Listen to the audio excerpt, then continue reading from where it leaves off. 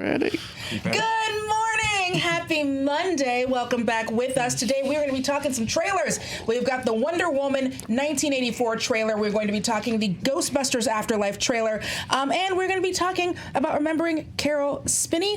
Thank you all so much for hanging out with us this morning. Look at this panel of fine gentlemen I got right cha.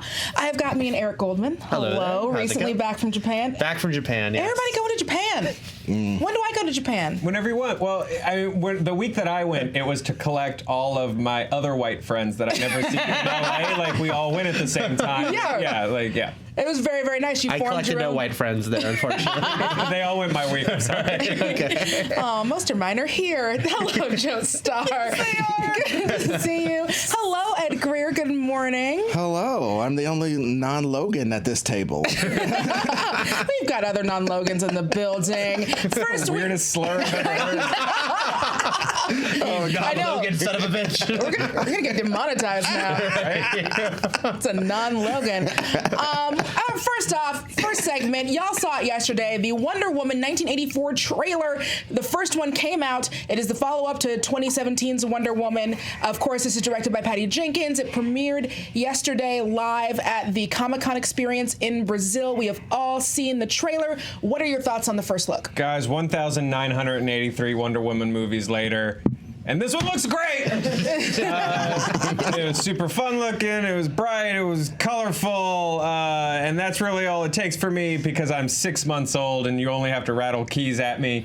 I think this looks super fun.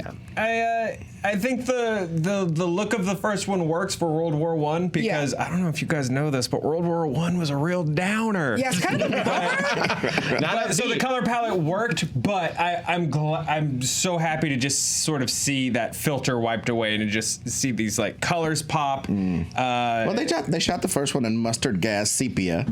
So now they got to shoot this one in 80s to be gloss. fair, that is actually how the world looked at the time. But I just think this looks super fun. Totally sold. Looks super good. Yeah, absolutely. Your thoughts on the trailer? Yeah, I thought it looked great. It's an interesting sort of tonal shift from the first one, but it makes sense because it's literally decades later. I saw people saying like, "Oh, are they copying Thor Ragnarok?" And I understand people bringing that up, but I don't think it's that big a jump. It's Donner. It's and I also just think like once they said that this movie was set in the 80s, you got the idea. You're going to have to lean into a certain thing. I think it's funny because the other trailer we're going to talk about in a little bit. We can also talk about Stranger Things influence as far as not that it's like copying Stranger Things, just people being like embracing the 80s and the fact that the 80s are probably much more known to modern kids right now. Yeah. So it's like I saw people say that mall's copied from Stranger Things. I'm like, guys, that's just an 80s mall. That is just what malls look like. Let me throw two things out there. One, Thor Ragnarok isn't 80s. It's Kirby. It's Kirby. It's Jack Kirby. Like, that's this. Two. All this stuff's gonna look the same. It was all made by like the same 5 people. Yes, guys. And, it was all made by like the same little handful of people. Please do not get shocked when New Gods looks just like Thor Ragnarok. True. 60 years ago or something. Like it all looked. It's all gonna remind. It's another person swinging from lightning. Yeah, because they were all working like in the same front yard, not being able to pay their rent while they made up superhero costumes. So all taking acid in the 70s and just coming up with all of the there was characters they didn't get to pay. There was nothing. You know that big 80s pop band Led Zeppelin that they just like smothered Thor Ragnarok in, you mouth breathers. Anyways, this movie looks very fun and a little Thorish. A little Logan in Japan.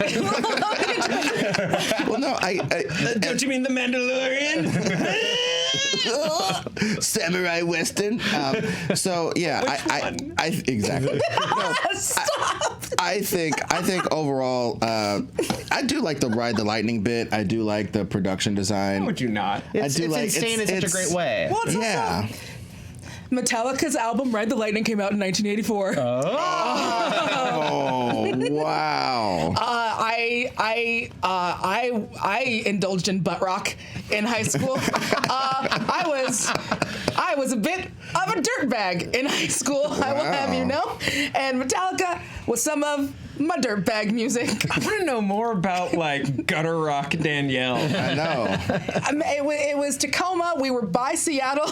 It was just just riding on the bus, listening to Turn the Page. Yeah. Yeah. A lot of Alice in Chains. I definitely owned Chris Cornell's solo album, which definitely made my mom have to shut the door whenever I would play it. Wearing a lion tank top.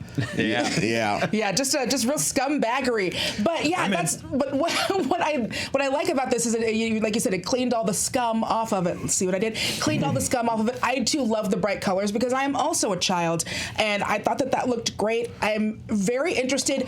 The thing I loved most about this trailer is it gave me just enough to make me ask questions that make me want to see the movie. Exactly. I don't know. Without giving me too much. I don't know how Steve is there, and you're not going to tell me until I see the movie. I don't know why Pedro Pascal looks like everyone's dad, and I'm not going to know until I see the movie. I feel like this is not going to be the channel you want to watch either to find out like, hey, we learned 18 plot leaks from Wonder Woman. Yeah. I don't want to know. I don't want to know. I do think it's funny that Pedro Pascal, we don't see his face in The Mandalorian. Here we see his face, and he just looks weird. It's like an offbeat Pedro. Mm-hmm. Yeah, they did some great work de-hotting, which I got in some trouble because I was like, I saw that. Wonder Woman 84. I tweeted, Wonder Woman 84 did the impossible and made Pedro Pascal not hot, and people were like, what? And I was like, I didn't say ugly. He can still clap these cheeks. I just mean he's not. I just mean it's not the Pedro Pascal that we're used to. He's not like the smooth, slick person. He is, he's Max Lord. He's your dad. But he's also like. I think a lot of movies make business people smooth because in movies, business people are smooth. Mm-hmm. But in real life, go to talk to the CDOs. They can't throw 3 words together. Their sentences are all weird. Watch any tech conference if you want. Yeah, they got like a natural charisma de-amplifier. Most of them. You know what I mean? Here's what's scary to me, right? Then like not like the smooth, suave like a handsome, square jaw Lex Luthor who can also like talk you into, buying real estate that he's about to drop a volcano on or whatever.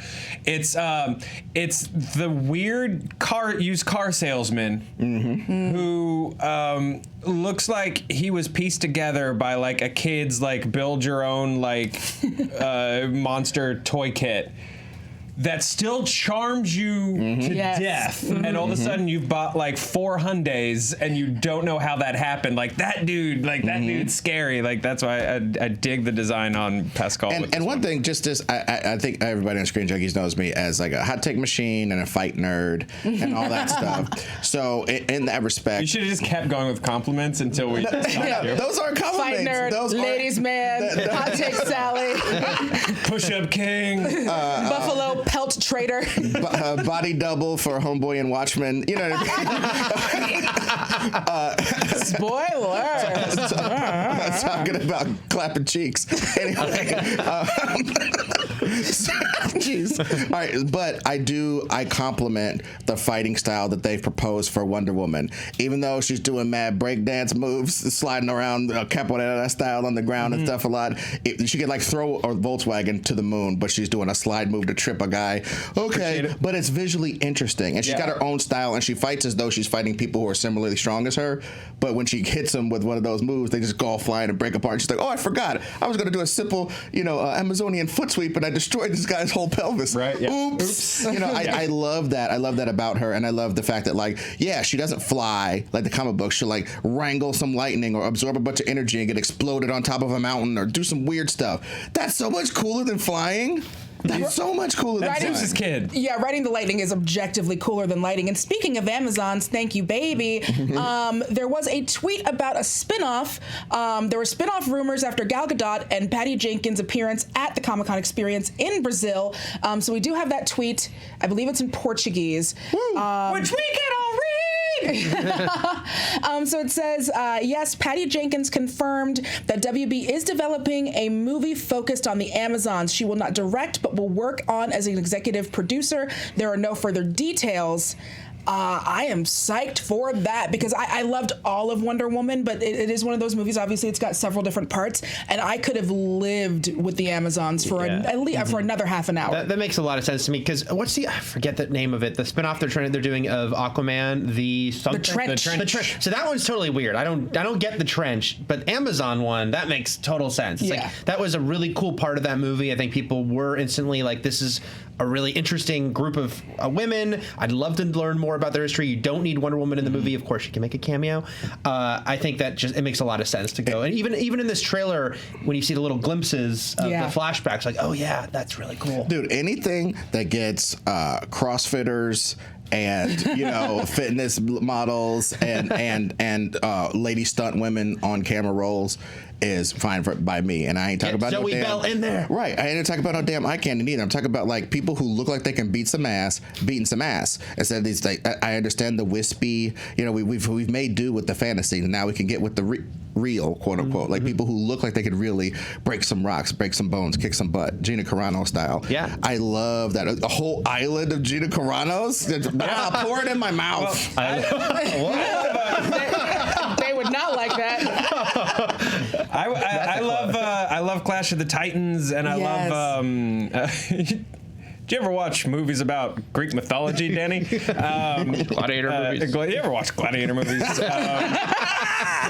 But like Xena, like all of that kind of. Yeah, man. Like, give me an island of peak Xena with like a high budget. Like, I think it's that was my one sort of thought. Well, this wasn't a criticism of the first Wonder Woman. It was what I, in my brain before I saw it, wanted the movie to be, and then I went, it was not that, which was like.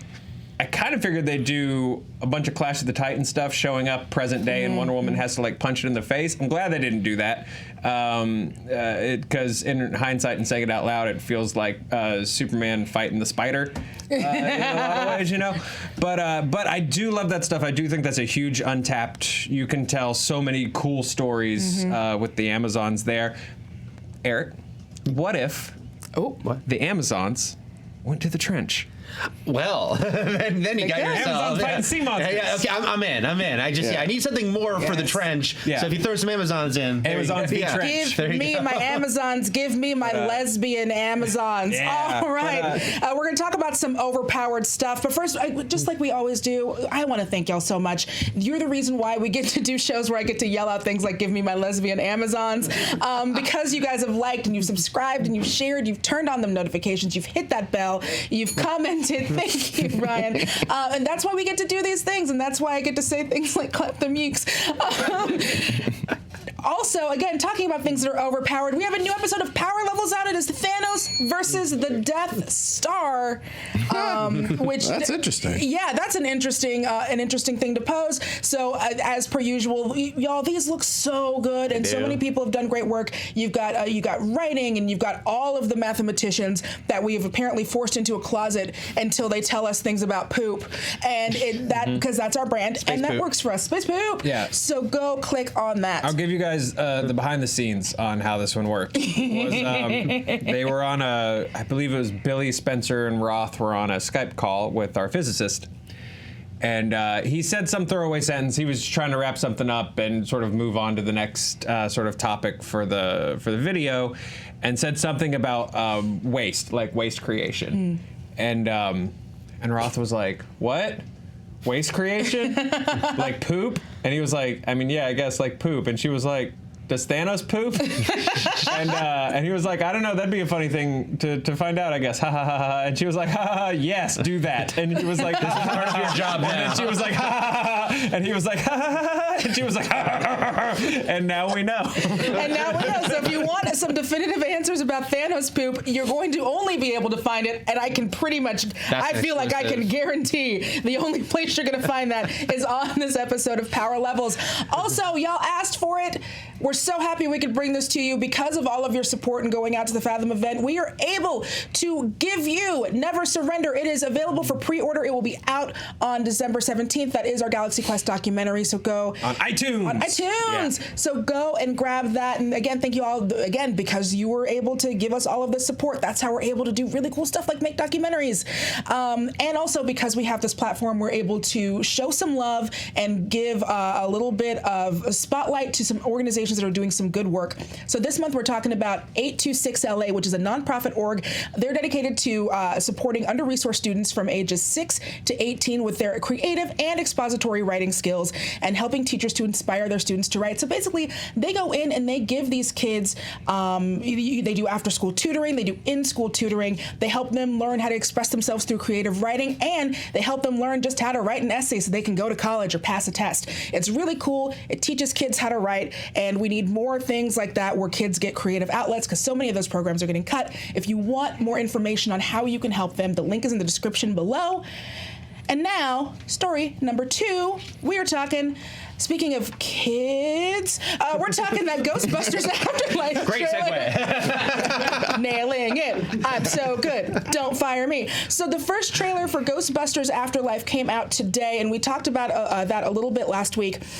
So the film focuses on a single mom, daughter of one of the original Ghostbusters. She's got to come back and live in this like farmhouse with her 2 kids who are Finn Wolfhard and McKenna Grace. And so they wind up discovering like, oh no, grandpa ghost stuff, and start delving into this mystery about ghosts and who their grandfather was and whether or not they want to decide to take on the busting of ghosts tradition. So the trailer did come out this morning. Ed, I want your hot take first. Okay, man. I was on the anti-Ghostbusters train. I was on the leave it by the side of the road and let the vultures finish it. I was on that. And then I saw this trailer, man. I love the fact that they're looking at the Ghostbusters fandom, the movie, the story, everything as a relic of the past that the young kids go like, didn't that weird thing happen in the 80s? Like something so fantastic, like a safe of martial man trying to eat the city. Very few people had video cameras. Few news people were probably too scared. A few people got a little bit of footage of it, and it's an apocryphal tale. It isn't something the whole world has accepted as super fact. I love all that, man, and I love people like looking at the legacy of something like that as, I could kind of take it or leave it. This is kind of dangerous. It presents a whole new call to adventure to the characters. I'm kind of floored by it, honestly. My expectations were in the basement. My expectations were under John Wick's coins. That's where my expectations were, and I'm kind of sold right now. I wish I saw it through your lens. It's a Ghostbusters movie. I didn't see one joke. And so that for me is one of the kind of sticking points. Like you have Paul Rudd in there and I didn't see anything funny. And for me, it's not, and I can tell they're doing something completely different. And maybe this just isn't for me, and that's okay. But for me, and I spoke about this last week, so much of the crux of Ghostbusters is this kind of blue collar, they're basically ghost plumbers thing. And even if you're not doing that, and if you get away from that completely, which just obviously this is pure Amblin, this is pure kids on bikes, I still want my funny, and I didn't see a lot of humor. And for me, that's like a huge reason why I liked Ghostbusters. But it's okay. Sometimes things aren't for me. I think I'm kind of in the middle because I like the trailer, and I like that it's like, okay, let's put this in sort of a totally different environment because we're used to Ecto 1 in New York City and being so urban. Let's like put this farm. I like that. I do think that I'm a little scared of it being too worshiping the original. It's a classic movie that we all love and is worth worshiping in the real world, but within the film itself, yeah, I hope that this teaser is not indicative of the whole movie as far as tone, because it's like, it needs to be a comedy, guys. Like it should be funny, and there was like 1 or 2 little jokes in there, but it was very like, remember Ghostbusters, and it's like, I don't want the whole film to be like that. So I hope that when we get to see more footage from it, we'll start to see more embracing, the fun, let's be goofy with this tone. Once we get out of the way, the fact that, yes, these kids are going to sort of discover what Ghostbusters are. Call me Natalie Imbruglia, Danielle, because I'm torn. Nothing's fine. You're a little late, Ed. And this is how I feel. I don't know. The movie that I watched a preview for looks very well done. Does that make sense? Yeah. But it's not. But it's not like a ghost. I mean, this is pure fan service, the movie. Like you're saying, like, remember Ghostbusters? This was like, I'm going to put on a glove and I'm going to remind you, I'm not going to do a jerk-off motion. I'm going to put on a fine lace glove. And you were right to love Egon and his friends. You were so right. Is that Slimer? Slower? Is that Slimer? Is that Ecto? Like, that was that trailer. And you will with this film. But it didn't feel like Ghostbusters. I don't know. It's weird because it's like the 2016 movie was too much. Did you love Ghostbusters? I don't care. And also, here's a ton of jokes. And then this movie was like, do you love Ghostbusters? You've come to the right place. There's nothing funny about this. This is real serious big kid stuff. Right? And it's got to go somewhere. I don't know. It's got to be. Well, okay. I need the heart and the jokes, and I need them both to be there. Guys, I don't know how I became a hot take on the side of good or whatever, but like, I just really feel like what they were trying to do, you're right. This world is full of overcorrections. Just look at politics. Right? This world's full of overcorrections, quote unquote. And I just believe the very fact that the last movie, to say nothing about who was in it or any of that stuff, I know Leslie Jones, she will beat my ass, okay? I will see her on the street and she will beat my ass. She was the greatest part of that movie. But I just feel like that movie was like, hey, we're all improvers. This is a really long Second City skit. Right. Yay, have fun. And I think this trailer was like, this is not that. Please don't think we're doing that again. I think it's one of those marketing things. We appreciate you for how much you love the thing. And I think there were some stabs at humor, like, oh, it's got like this little sidecar seat to shoot ghosts with. Oh, this is crazy. Just like the toy did? Right, just like the toy did. You know, fan service. Okay, get out the glove. Grease it up. Smell the glove. Smell the fan service glove. It is weird, by the way, that, it's like we pretty much assume that this is Egon's family, and they like 90% confirm that. Like they showed the Spengler is like the. I wonder, just say it, guys. Just say it. Like sometimes I'm like, no need to be coy here. And really no need to be coy here. Like this. And again, like this movie looks good. Yes. Yeah. I just don't know if it's a Ghostbusters. What a stupid thing to say, though. Like, I don't know if it's Ghostbusters. I don't even know what that means. But that's my point. And when I called Joker well-made Drek, I got attacked by 1,000 Lilliputian monsters. You know what I mean? Like, death by 1,000 cuts. Yeah, you don't get it. Well-filmed, well-made Drek exists. Sure. Go watch Motherless Brooklyn. Just well-made. Oh, look at this scene. It's lit beautifully. Look at this. Well done, Zach. That's my only point. Well-made Drek exists, and if this is well-made Drek, at least it's positive well-made Drek. That's all I had to say about it. Well, it's just interesting because, even like as you guys are talking, Danielle was like, it has the heart, but it needs jokes too. And I honestly think back and I'm like, does Ghostbusters have heart? It's like, it's four guys trying, I don't know. It's like, it does because I love it, but it's like, the tone of it is like four guys just trying to like, the mistake make money, and then they accidentally break the city trying to make money. I saw the second one first. That's so weird. I've done that a lot. We've had that cover. I've done that a lot. Where just because of like weird generationally, right. I see a lot of seconds first, and so for me, we're the aliens before Alien generation. Yeah. So like because of that, I always do kind of think because it's got the baby and it's got like that great relationship between Dana and Bill Murray, and so for me, that's my Ghostbusters. Forgot about Ego, the master Ego. Try to battle my boys. That's not legal, Danielle. Are you doing the rap version of the Ghostbusters? Oh, yeah. It's the only one I know, Eric. Ghostbusters, that's who you call. Nope, different song. We're doing the Bobby Brown. We're taking control. On the one, I'm gonna go Bungo Flesh and Blood from that. The one big thing I will say, Because again, also nostalgia, like it'll get me. I'll watch the movie and I'll be like, they did find the jacket. So like, don't listen to me. When I want to go see it with you. Because when you're bawling when they see that jacket, I'm just gonna take a little video. I will, because Carrie Coon and Finn Wolfhard and McKenna Grace are great. Yeah, they're great. fantastic. Paul Rudd is great, and so I will just be like, take me out, whatever. They're gonna show a photo of Harold Ramis. It's gonna get us. And Raymond is a fantastic filmmaker, so it will work. It was just interesting. I rarely feel like that, where I'm like, what a great trailer for a movie that's not correct. I don't know what that sentence means. But I will say this. This is the last nostalgia movie you guys make Finn Wolfhard do. Let that boy grow up. His own thing. Stop making him relive your 45-year-old childhood.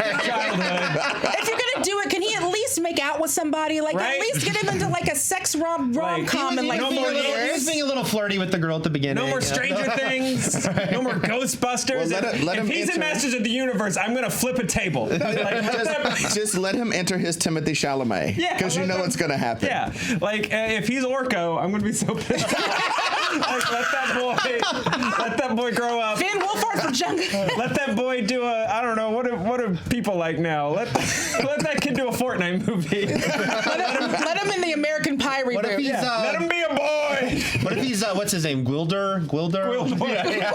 I'm okay with that. That's the one exception. Gwildor. All right, our last story. This happened. Carol Spinney, the acclaimed performer and puppeteer, he did pass away in his home in Woodstock.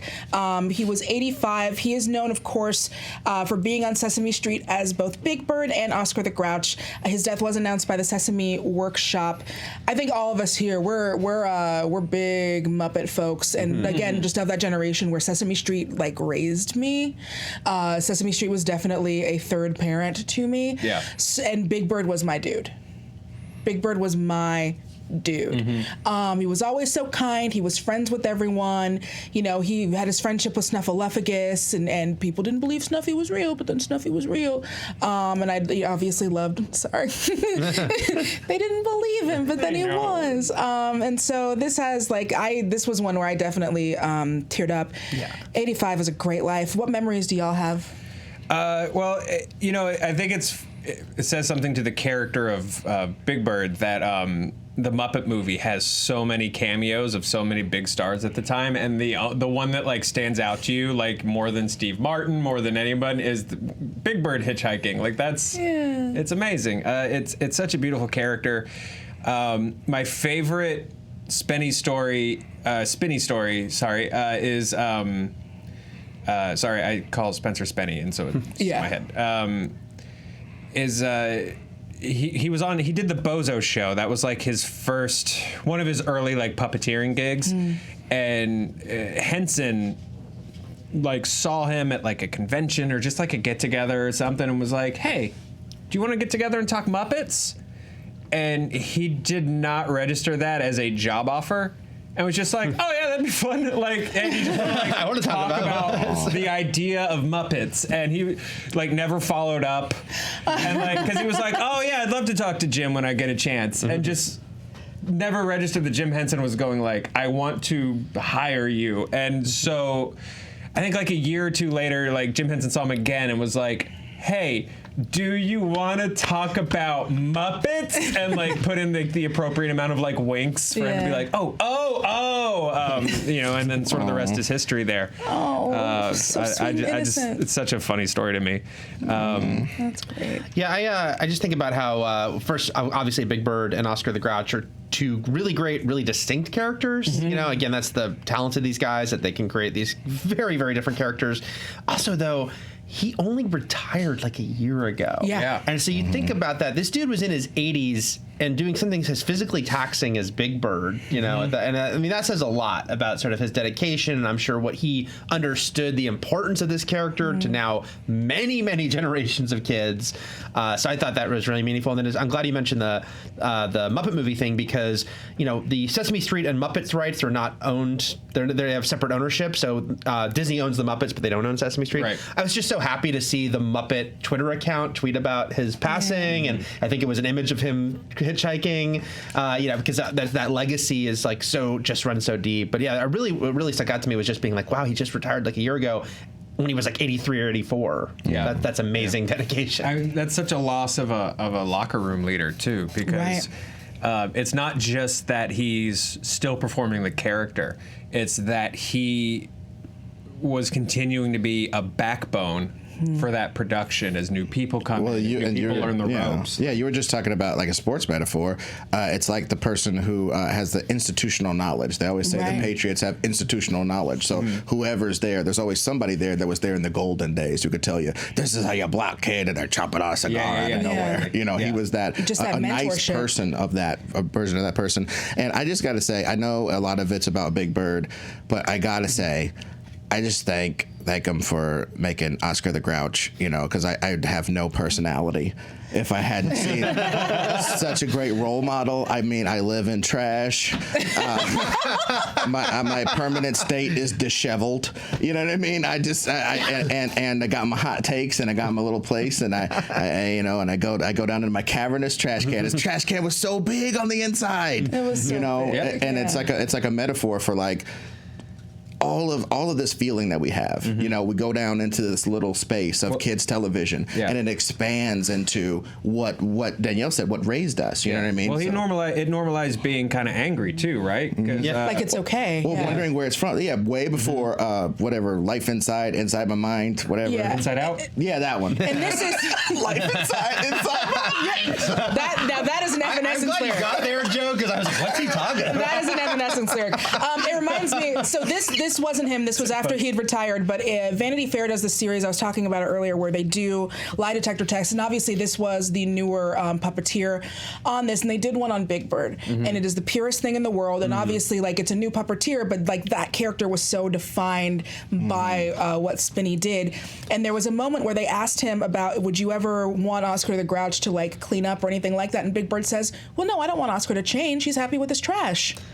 I don't want him to change. That's who he is. I would never change him. And like, again, different puppeteer, but like that's the Carol Spinney right there. Yeah. Like that's where that comes from. And I did think, I mean, you know, you guys clean your rooms and throw your stuff out, but the idea that like, no, we don't, you know, that's who he wants to be, like let him be that, is also for me was such an important lesson for Sesame Street. It's almost for me like the entire lesson of Sesame Street. It's like, you know, learn some alphabets and do your songs and be polite, but like most importantly, just like let people live and let them rock with who they are. And I don't know, it's just it made me very emotional when I heard about that. So. Yeah, that's perfectly stated, Danielle. Yeah, so thank y'all all so much.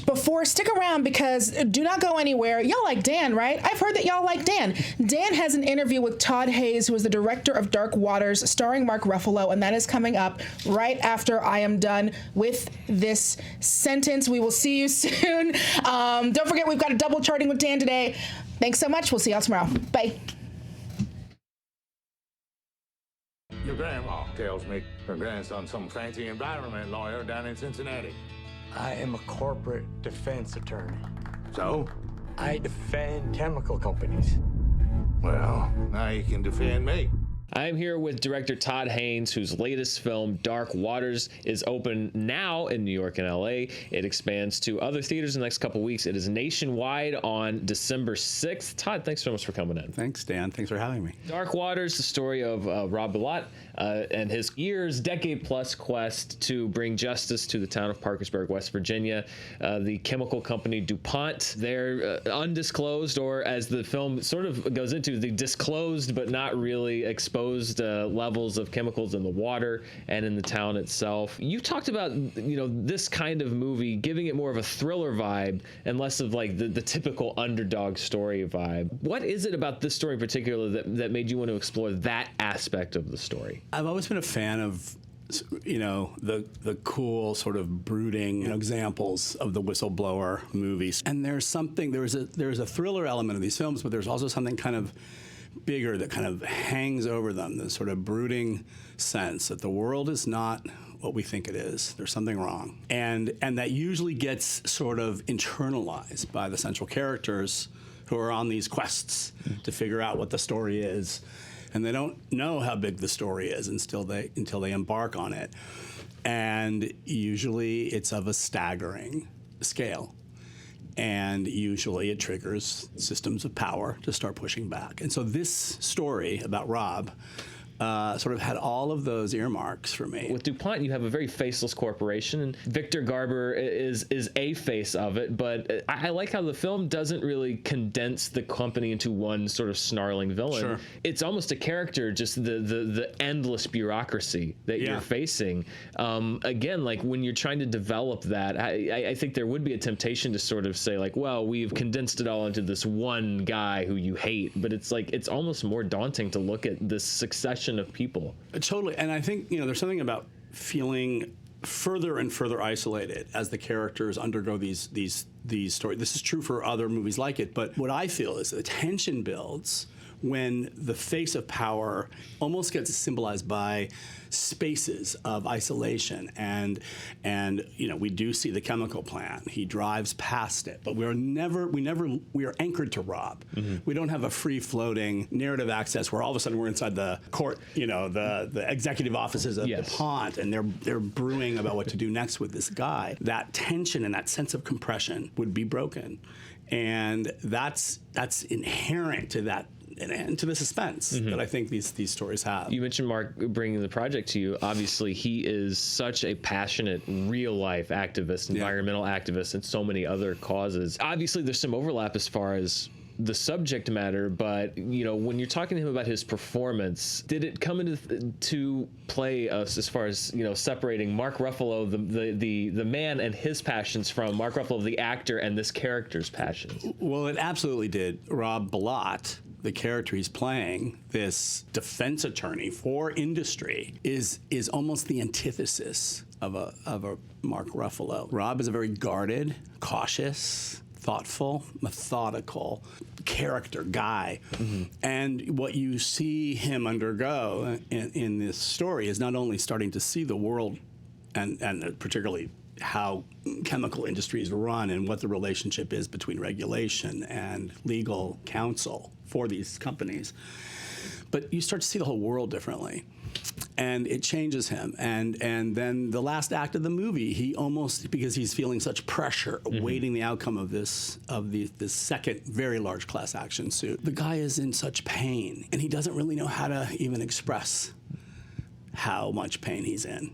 That's not like Mark Ruffalo, And Mark just took that and really honored Rob, and I think does a performance that we've never seen out of him before. Even though it's based on real events and things that have been investigated, they still have, as you see in the movie, this team of lawyers. Is there a whole process of developing the film where you have to go back through legally and say like, okay, well, we have to make sure that there's no way that they can kind of come in? What could be disclosed legally and what couldn't be disclosed legally is what Rob's whole, career as a lawyer was, and how he built from that first case to this class action law case that represented 70,000 people, whose all of the districts that ran downstream from Washington Works and were showing contamination on intolerable levels. And this became the biggest epidemiological study in human history.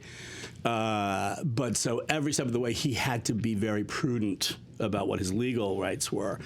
The amazing thing is that ultimately the truth really did get out, and that's what we used as our path as a film. You've worked with your editor, Afonso, for almost a decade, your DP, Edward, even longer. Yeah. Those two roles particularly you see with so many filmmakers, with a cinematographer and an editor, enduring partnerships and a long time working together. What do you think it is about those roles specifically that draws so many directors like yourself to working with these same two positions, particularly over such a long period of time? Well, these mostly starting with the fact that these guys are incredibly gifted, true artists in their own right, and committed to the details and the research and the immersion into the process. Ed is a piece of walking American cinematic history, so his career goes back to Godard and Herzog and Fassbinder, and I mean it's just remarkable where he came from, and I'm humbled to have my name be associated with his, because we've made so many movies together since the first one, Far From Heaven, in 2002. And Fonz I've been working with on since my HBO miniseries Mildred Pierce, and he's also just an incredibly gifted, deep, creative force. I was curious, have you been getting a lot of Joker questions? Are people getting their Todds mixed up, or does everyone seem to be doing their research? None of that. That's good. Actually. That's good. None of it. And I haven't seen anything this year because I haven't had a second to. Well, you've been making movies. We've been really under the gun getting this one done. I look forward to finally having a breath and catching up on movies that I've been hearing about. But and that's one of them. And my dear production designer Mark Friedberg, who's so gifted, designed the Joker and Joaquin. I just saw it at an event that we had with Rooney Mara, and he was very humble and lovely, and he's so incredibly gifted. So anyway, that's one among many I'm looking forward to seeing. Good. Todd Haynes, thank you so much for joining us. It's a pleasure. As I mentioned, Dark Waters open now in New York and LA. It'll be expanding over the next couple weeks, and then it'll be nationwide on December 6th. Some great performances, and I think a really good story. I highly recommend check it out. Thanks for watching. Thank you.